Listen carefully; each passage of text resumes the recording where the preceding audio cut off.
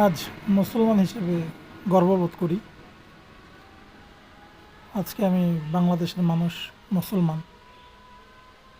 এই মুসলমান আসলে এই ধর্মটা এইভাবেই পাইনি।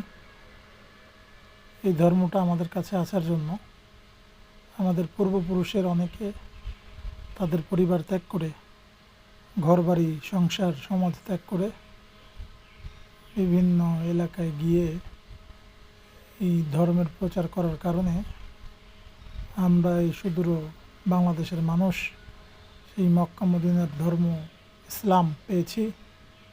যাদের উসিলায় পেয়েছি তাদের কয়েকজন বাংলাদেশে তাদের পিঠ থেকে আছে। তার মধ্যে হজরত শাহজালাল, হজরত শাহপরান রহমতুল্লাহ আলাই অন্যতম।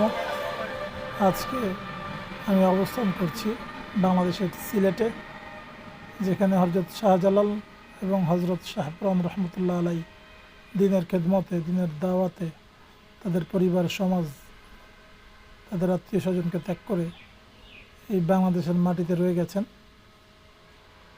সেই এলাকায় আজকে জুম্মার নামাজ পড়বো ইনশাআল্লাহ, এবং তাদের জন্য এবং সমস্ত মুসলমান উম্মার জন্য দোয়া করব ইনশাআল্লাহ।